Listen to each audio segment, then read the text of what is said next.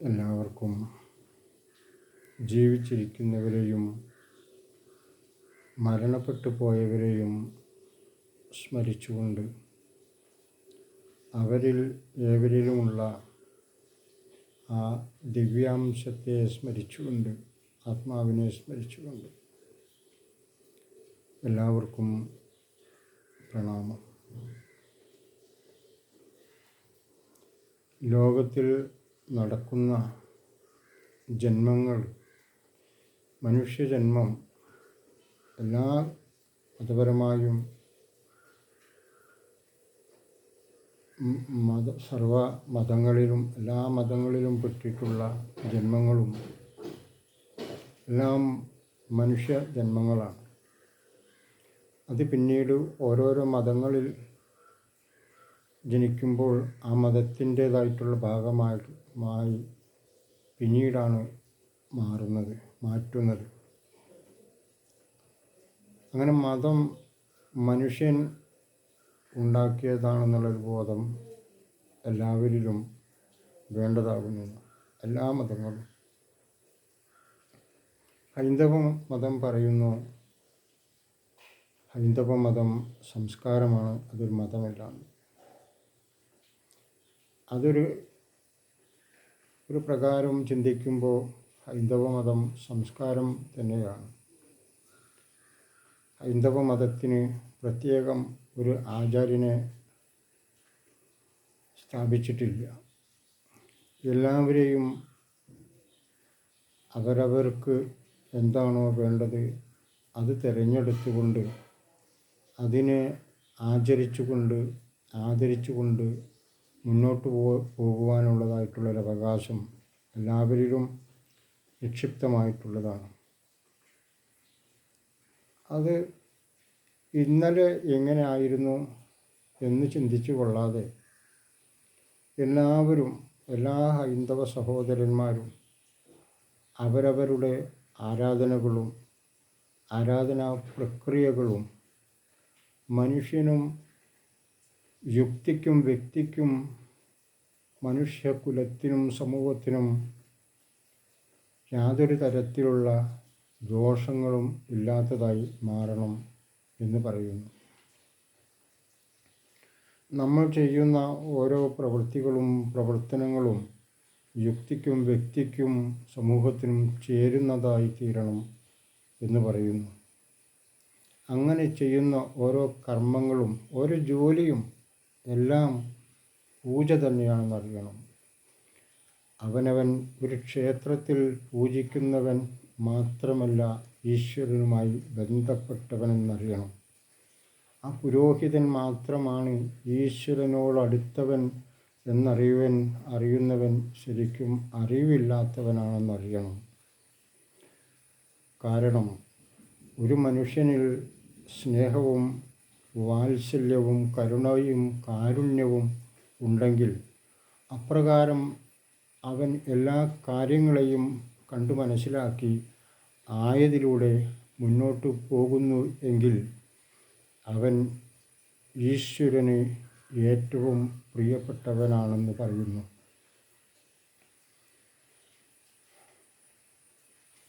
അവൻ എന്തു പ്രവൃത്തി മേഖലയുമായും ബന്ധപ്പെട്ടവനായിക്കൊള്ളട്ടെ, അവൻ്റെ കർത്തവ്യം അവൻ ആത്മാർത്ഥതയോടുകൂടിയും സത്യസന്ധതയോടുകൂടിയും ധർമ്മനിഷ്ഠയോടുകൂടിയും അപ്രകാരമുള്ള കർമ്മങ്ങൾ ചെയ്യുമ്പോൾ ഈശ്വരൻ അവനിൽ കനിവ് ഉള്ളവനായി മാറുന്നു. ഈശ്വരനിൽ അവൻ കനിയുള്ളവനായി മാറുന്നു. അവൻ ഈശ്വരൻ്റെ എല്ലാ അനുഗ്രഹത്തിനും പാത്രീഭൂതയാകുന്നു എന്ന് പറയുന്നു. എന്തു പണിയായിക്കൊള്ളട്ടെ അവൻ ഈശ്വരനെ പൂജിക്കുന്നവനായി മാറുന്നു എന്നാണ്. അങ്ങനെ ആയതിൽ അവൻ ആനന്ദം കണ്ടെത്തും എന്നാണ്.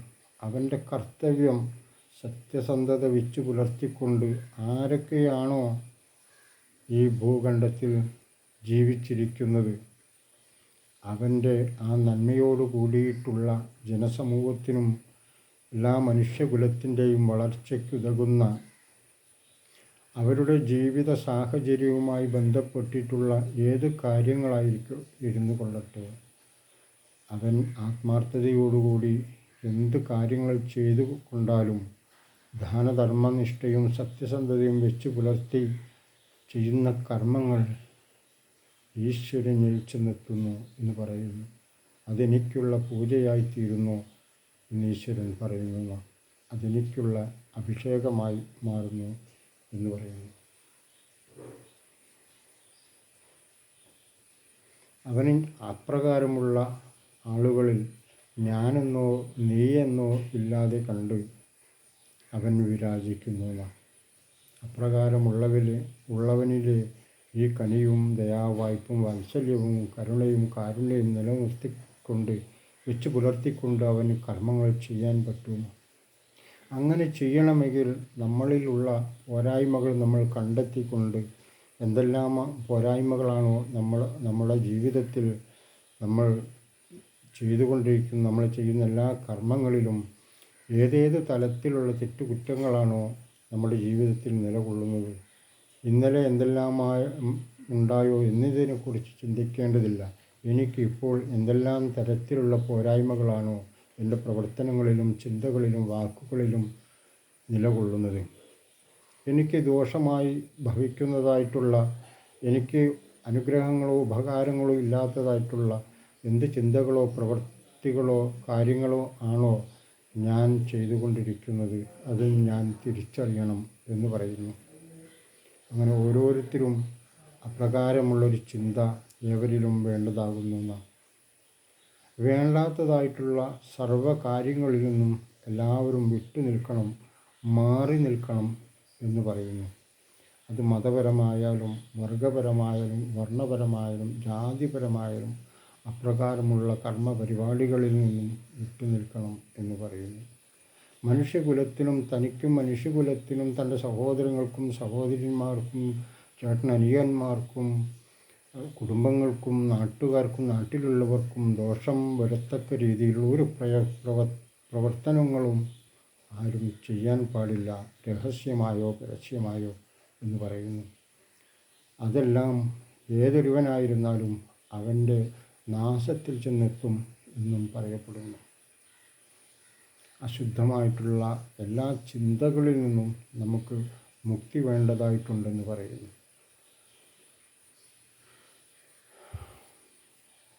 അതാണ് എന്ത് കാര്യങ്ങളിലും നമ്മളൊരു സത്യസന്ധത വെച്ച് പുലർത്തിക്കൊണ്ട് അതിനെ കണ്ടിരുന്നാൽ നമ്മളറിയാതെ തന്നെ നമ്മളിലൊരു സുഖമുള്ളവനായി മാറും എന്ന് പറയുന്നു. പലതും നമ്മുടെ ഉള്ളിലുള്ളത് അപ്രകാരം ഒരു ചിന്ത കൈവന്നാൽ നമ്മളിൽ നിന്ന് വിട്ടുപോകും എന്ന് നമ്മൾ സ്വയം അനുഭവത്തിലൂടെ അറിയുന്നു. ആരെയും ക്രൂശിക്കാത്തതും ആരെയും പരിഹസിക്കാത്തതും ആരെയും കളിയാക്കാത്തതുമായിട്ടുള്ള ഒരു സംസ്കാരം നമ്മുടെ ഇടയിൽ വളർന്നു വരണം. പ്രത്യേകിച്ച്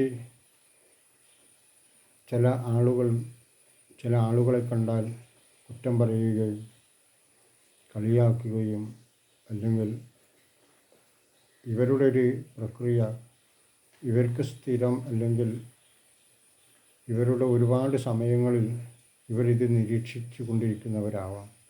അവരങ്ങനെ ഇവരിങ്ങനെ എന്നുള്ള തരത്തിൽ പറഞ്ഞുകൊണ്ടിരിക്കുന്നവരാവാം. പക്ഷെ അവരവരിലുള്ള കുറ്റം എന്തെന്ന് കണ്ടുപിടിക്കാൻ അവരവർ തയ്യാറായിട്ടുണ്ടോ എന്ന് പറയുന്നു. അങ്ങനെയുള്ളവർ ഒന്ന് ആലോചിക്കണം, എന്നിൽ എന്ത് കുറ്റങ്ങളാണോ പോരായ്മകളാണോ കുറവുകളാണോ എന്നവർ സ്വയം തിരിച്ചറിയേണ്ടിയിരിക്കുന്നു. അവർ അങ്ങനെ തിരിച്ചറിയുമ്പോൾ പ്രായശ്ചിത്തമായി അവരിലുള്ള അസൂയയും കുസുമ്പും കുറ്റം പറച്ചിലുകളും അവരെ വിട്ടുപോകുന്നില്ല. സത്യം പറയുവാനായിക്കൊണ്ട് നമ്മൾ ആഗ്രഹിക്കണം. സത്യം പറയുവാനായിക്കൊണ്ട് നമ്മൾ ആരെയും ഭയപ്പെടേണ്ടതില്ല എന്ന് പറയുന്നു. നമ്മളുടെ മുമ്പിൽ ഒരു സത്യമുണ്ടെങ്കിൽ നമ്മൾ ആരിനെ ആയാലും ആ സത്യം നമ്മൾ വെളിപ്പെടുത്തേണ്ടതായിട്ടുണ്ടെന്ന് പറയുന്നു. സത്യസന്ധമായിട്ടുള്ള ജീവിതചര്യ ഏവർക്കും നല്ല ഗുണാനുഭവങ്ങൾ വരുത്തി വയ്ക്കും എന്ന് പറയുന്നു. അശുദ്ധമായിട്ടുള്ള പ്രവർത്തനങ്ങളും ചിന്തകളും കർമ്മങ്ങളും നമ്മളെ ഒരുപാട് തളർത്തും എന്നറിയാം.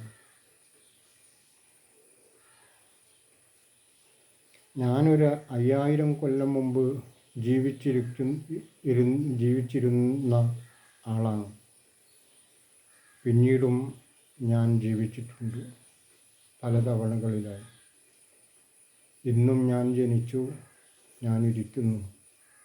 ഇനിയും ഞാൻ ഈ ദേഹം വിട്ടുപോകും, വീണ്ടും ഞാൻ ജനിക്കും. ഈ പ്രക്രിയ ഇത് ഞാൻ മാത്രം പറയേണ്ടതല്ല, നിങ്ങളും ഏവരും നമ്മളേവരും ഇത് അറിയേണ്ടവരും ഇത് പറയേണ്ടവരുമാണ്. വെറുതെ വിളിച്ചു പറയേണ്ടവരല്ല. അവരവരുടെ ജനനവും അവരവരുടെ മരണവും അവരവർക്ക് അറിയാവുന്നതാണ്. അത് ആർക്കും കാണിച്ചു തരുവാൻ ഒക്കുകയില്ല. അവരവർക്ക് തന്നെ കണ്ടെത്തുവാനായിക്കൊണ്ടുള്ള ഒരു കൂട് നമ്മളെ ഉള്ളിൽ തന്നെ ഉണ്ടെന്നറിയുക. അതിന് നമ്മൾ കാട്ടിൽ പോയി തരേണ്ടതില്ല, നാട്ടിൽ നടന്ന് തരേണ്ടതില്ല. അത് എന്നിൽ തന്നെ ഉള്ളതാണെന്ന് തിരിച്ചറിഞ്ഞാൽ ആയതിനെ വീണ്ടെടുക്കുവാനായിക്കൊണ്ട് എന്താണ് ചെയ്യേണ്ടത്? അത് തന്നെയാണ് ഇപ്രകാരമുള്ള വിഷയങ്ങളാണ്. അശുദ്ധമായിട്ടുള്ള കൂട്ടുകെട്ടുകളും പ്രവർത്തനങ്ങളും ചിന്തകളും നമ്മൾ വിട്ടകലണം. അതിതിൻ്റെ ഏറ്റവും ആദ്യത്തെ പടികളാണ്. കാമ കോപ ക്രോധ ലോഭ മോഹാദികളിൽ നിന്നും നമ്മൾ മുക്തനാകണം. ആരെയും പറ്റിക്കാത്ത, ചതിക്കാത്ത, വഞ്ചിക്കാത്തതായിട്ടുള്ളൊരു മനസ്സ് നമ്മൾ വീണ്ടെടുക്കണം. ആയതിനു ശേഷം നമ്മുടെ പെരുമാറ്റങ്ങളും പ്രവൃത്തികളും നമ്മളെ ആയതിലേക്ക് നയിക്കും. നമ്മളുടെ കൂട്ടിലെന്താണ് ഇരിക്കുന്നതെന്ന് അറിയിക്കുവാനായിക്കൊണ്ട് പിന്നെ ആ ദേഹം തന്നെ നമ്മളെ പരിചയപ്പെടുത്തിക്കൊണ്ടിരിക്കും. അപ്രകാരം നിങ്ങളുടെ ഉള്ളിലുള്ള ആ കനിയുന്ന ആ പ്രകാശം നിങ്ങളെ നോക്കി പുഞ്ചിരിക്കും. അതുവരേക്കും നമ്മൾ ഇരുട്ടാണെന്നറിയണം. ആയതിൽ നമുക്കൊരുപാട് ആനന്ദം കൈവരും. അത് ഏതെങ്കിലും തരത്തിലുള്ള വാങ്ങിക്കാൻ കിട്ടുന്ന ഒരു ലഹരി പദാർത്ഥത്തിൽ നിന്ന് കിട്ടുന്നതായിട്ടുള്ള കോടാനുകോടി എത്ര ലക്ഷം കൊടുത്ത് കഴിക്കുന്ന ലഹരി പദാർത്ഥങ്ങളെക്കാൾ നമ്മളെ വളരെ അധികം ആനന്ദിപ്പിക്കുന്ന ഒരു സ്രോതസ്സാണ് ആയതിൽ നിന്ന് നമ്മൾ കിട്ടുന്നത്. അപ്രകാരമുള്ളൊരു ആനന്ദം അറിഞ്ഞറിയിക്കുക സാധ്യമല്ല, കാണിച്ചു തരിക സാധ്യമല്ല. അത് ആയതിലേക്ക് വേണ്ടി പണിയെടുത്തവർക്ക് മാത്രമേ അത് സ്വന്തമാക്കാൻ വേണ്ടി പറ്റൂ. അതിനു വേണ്ടി അവനവൻ തന്നെ ശ്രമിച്ചാൽ മാത്രമേ അതായവർക്ക് വേണ്ടി കിട്ടുകയുള്ളൂ, കാണാൻ പറ്റുകയുള്ളൂ. അതിമനോഹരമാണ്, ആനന്ദകരമാണ് ആ സന്ദർഭം. നിങ്ങളെല്ലാവരും ആയതിലെത്തട്ടെ എന്ന് ആത്മാർത്ഥമായി വിചാരിക്കുന്ന ഒരാളാണ് ഞാൻ. ആ ഒരവസ്ഥ എൻ്റെ മക്കളിലും കുടുംബങ്ങളിലും ഇരിക്കുന്നവരിലും ഇരിക്കാത്തവരിലും സഹോദരങ്ങളിലും എൻ്റെ അയൽവക്കത്തുള്ളവർക്കും നാട്ടിലുള്ളവർക്കും ആ എൻ്റെ ഉള്ളിലുള്ള എൻ്റെ കൂട്ടിൽ തന്നെ നിലകൊള്ളുന്ന ആ ചൈതന്യത്തെ ദർശിക്കാനായിക്കൊണ്ട് ലോകത്തിലുള്ള മനുഷ്യകുലത്തിന് ആവുമാറാകട്ടെ, എല്ലാവർക്കും ആവട്ടെ എന്ന് ആത്മാർത്ഥമായി ആഗ്രഹിക്കുന്നു. അത് സാധ്യമാവട്ടെ, ഏവർക്കും സാധ്യമാകുന്നതാണ്. പക്ഷേ വിട്ടുവീഴ്ചകളും ക്ഷമയും അത്യാവശ്യമാണ്. ആയതിലേക്കുള്ള പടി ക്ഷമ അതിപ്രധാനമാണ്. ക്ഷമയുള്ളവനെ ഏത് പ്രവൃത്തിയും വിജയിപ്പിക്കാനായിക്കൊണ്ട് സാധിക്കും. അക്ഷമ നമ്മളെ ഒരുപാട് പ്രയാസപ്പെടുത്തും. നല്ലത് ചിന്തിക്കുന്നവന് ഒരുപാട് പ്രയാസങ്ങളും കഷ്ടപ്പാടുകളും വിഷമങ്ങളും സഹിക്കേണ്ടതായിട്ട് വരും. എങ്കിലും പറയുന്നു, നിങ്ങൾ ശ്രമിച്ചോളൂ. നിങ്ങളിലുള്ളതല്ലേ, നിങ്ങളൊന്നും അതിന് ചെലവഴിക്കേണ്ടതില്ല. സാമ്പത്തികപരമായിട്ടൊന്നും നിങ്ങൾ കൊടുക്കേണ്ടതായിട്ടില്ല. സ്വത്തുവകകളൊന്നും നിങ്ങൾ അതിനുവേണ്ടി ചെലവാക്കേണ്ട. പക്ഷേ നിങ്ങൾ പണമുണ്ടെങ്കിൽ ദാനധർമ്മങ്ങൾ ചെയ്യുവാൻ നിങ്ങളുടെ ഉള്ളിലുള്ള പ്രകാശം നിങ്ങളെ പരിപൂരിതമാക്കും, പരിശുദ്ധമാക്കും. ദാനം ചെയ്യുന്നത് ഏറ്റവും വലിയ പുണ്യമാണ്, അതില്ലാത്തവർക്കായി. മദ്യം കഴിക്കുന്നവന് നിങ്ങൾ ദാനം കൊടുക്കേണ്ടതില്ല. അക്രമിക്ക് നിങ്ങൾ ദാനം ചെയ്യേണ്ടതില്ല. കാരണം നിങ്ങളുടെ ആ ദാനങ്ങൾ നിങ്ങളെ ദുർഗുണങ്ങളുടെ പ്രവർത്തനങ്ങളിലേക്ക് തള്ളപ്പെടും. ആക്രമിക്കുന്ന ഒരാൾക്ക് പോലും നിങ്ങളൊരു പാരിതോഷികവും ഒരു സഹായവും നിങ്ങൾ ഒന്നുകൊണ്ടുപോലും നിങ്ങൾ ഒരു വാക്കുകൊണ്ടുപോലും അവനെ നിങ്ങൾ പ്രോത്സാഹിപ്പിക്കരുത്. പകരം അവനെ പിന്തിരിപ്പിക്കുവാനുള്ള സർവ്വ കഴിവുകളും ഉപയോഗിച്ച് അവനെ ഉപദ്രവിക്കാതെ, അവനെ വെട്ടാതെ കുത്താതെ, നിങ്ങളുടെ മാനസികപരമായിട്ടുള്ള നിങ്ങളുടെ സ്വസ്ഥതയിൽ നിന്ന് വരുന്ന നല്ല വാക്കുകൾ കൊണ്ട് അവനെ നിങ്ങൾ പുനരുദ്ധരിപ്പിച്ചൊരു മനുഷ്യനാണ് നിങ്ങളുടെ ബോധത്തിലേക്ക് എത്തിപ്പിക്കുവാനുള്ള നിങ്ങളുടെ ശ്രമം അതിപ്രാധാന്യമർഹിക്കുന്നു. അത് ഈശ്വരനിൽ നന്മയുടെ വിള നൽകുന്ന വിത്തുവാകുന്ന അങ്ങനെയുള്ള ആളുകളെ കണ്ടെത്തി ദാനം കൊടുക്കുന്നവർ അത് വാങ്ങാൻ അർഹരായിരിക്കണം. അവർക്ക് നിങ്ങൾ ദാനം ചെയ്യണം. പണമായും വസ്ത്രമായും ഭക്ഷണമായും ഔഷധമായും നിങ്ങൾക്ക് അപ്രകാരമുള്ള കർത്തവ്യങ്ങൾ നിർവഹിക്കുവാനായി കൊണ്ട് ഒരു കഠിന പ്രയത്നവും ചെയ്യേണ്ടതില്ല. നിങ്ങളിൽ ഉള്ളവരാണെങ്കിൽ അപ്രകാരം നിങ്ങൾ ചെയ്യാൻ അവകാശപ്പെട്ടവരാണെന്നറിയണം. നിർധനരായിട്ടുള്ള കുടുംബങ്ങളെ സഹായിക്കുകയും രോഗികളായിട്ടുള്ളവരെ പരിചരിക്കുകയും വേണ്ടതാകുന്നു എന്ന് പറയുന്നു. ശരീരം കൊണ്ടും മനസ്സുകൊണ്ടും അവരോടൊപ്പം ഉണ്ടാകണം. അവരും നമ്മളാണെന്നറിയണം. അപ്രകാരം ഒരവസ്ഥയിലേക്ക് നാളെ നമ്മളെത്തില്ല എന്ന് ആർക്കെങ്കിലും പറയാൻ കഴിയുമോ? അപ്രകാരമുള്ള ഒരു സാഹചര്യത്തിലൂടെ ആണ് നമ്മൾ കടന്നു പോകുന്നത്. ഏത് നിമിഷവും നമുക്കുള്ളതെല്ലാം നഷ്ടപ്പെടുവാനായിട്ടുള്ളൊരു സൂചന എല്ലാ മതങ്ങളും പഠിപ്പിക്കുന്നുണ്ട്, പറയുന്നുണ്ട്. എല്ലാ സംസ്കാരങ്ങളും പറയുന്നുണ്ട്. ഒരു നിമിഷാർത്ഥം കൊണ്ട് എന്തെല്ലാമാണോ സ്വത്തുവകകൾ കൂട്ടിവെച്ചിട്ടുള്ളത് അതെല്ലാം തകർന്ന് തരിപ്പണമാകും. ഞാനെന്നുള്ള ഈ ദേഹം പോലും ചില സന്ദർഭങ്ങളിൽ നശിച്ചു പോകും, അറിഞ്ഞോ അറിയാതെയോ. ഇതെല്ലാം മനുഷ്യനായി നിലകൊള്ളുമ്പോൾ നമ്മൾ മാനസികപരമായിട്ട് നമ്മൾ ആലോചിക്കേണ്ടതുണ്ട്. ഇന്നുള്ളതെല്ലാം എൻ്റെ മക്കളും മക്കളുടെ മക്കളും വലിയച്ഛന്മാരും ചെറിയച്ഛന്മാരും മുത്തശ്ശന്മാരും മുത്തശ്ശിമാരും പേരക്കിടാങ്ങളും എല്ലാം എൻ്റേത് തന്നെ എന്ന് ഞാൻ സന്തോഷത്തോടുകൂടി അറിയിക്കുന്നു. 5000 കൊല്ലങ്ങൾക്ക് മുമ്പ് ഞാൻ ഇരുന്നുവെങ്കിൽ എനിക്കിന്ന് ജീവിച്ചിരിക്കുമ്പോൾ മരിച്ചു പോയവരെല്ലാം ഇന്ന് ജീവിച്ചിരിക്കുന്നവരെല്ലാം ആയതിൻ്റെ അംശങ്ങളില്ലേ. ഇനി മുൻപോട്ട് പോയാൽ ഇനിയും ഇന്നുള്ളതും എൻ്റേത് തന്നെ, ഇനി വരാനിരിക്കുന്നതും എൻ്റേത് തന്നെ. ഇനിയൊരു 5000 കൊല്ലം കഴിയുമ്പോൾ ഞാനൊന്നും ഉണ്ടാവും. ഞാൻ പുറകോട്ട് നോക്കി ആ 5000 കൊല്ലങ്ങൾ വരുമ്പോൾ ഞാൻ പുറകോട്ട് നോക്കി എനിക്ക് വീണ്ടും പറയാം, ഇന്നിരിക്കുന്നവരെല്ലാം എൻ്റെ മക്കളാണ്. എൻ്റെ മക്കളുടെ പ്രായമുള്ളവരെല്ലാം എൻ്റെ മക്കളാണ്. എൻ്റെ സഹോദരന്മാരുടെ പ്രായമുള്ളവരെല്ലാം എൻ്റെ സഹോദരന്മാരാണ്. എൻ്റെ അച്ഛൻ്റെ പ്രായമുള്ളവരെല്ലാം എൻ്റെ അച്ഛനാണ്, എൻ്റെ അച്ഛന്മാരാണ്. എൻ്റെ അമ്മയുടെ പ്രായമുള്ളവരെല്ലാം എൻ്റെ അമ്മമാരാണ്, എൻ്റെ ചേച്ചിമാരാണ്, സഹോദരന്മാരാണ്. ജാതി വർണ്ണ വിവേചനം കൂടാതെ തന്നെയാണ് ഇപ്രകാരം കാണുന്നത്. ജാതിയോ മതമോ എൻ്റെ മുമ്പിലൊന്നുമില്ല. എൻ്റെ മതം മനുഷ്യ മതമാണ്. മനുഷ്യ മതമാണ് എൻ്റെ മതം.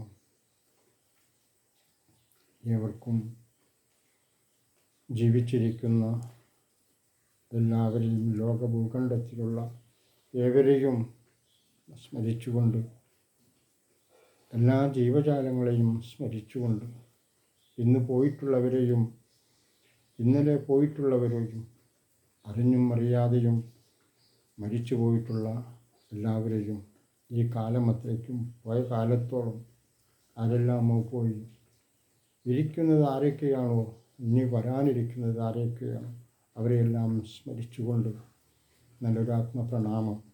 നമസ്കാരം.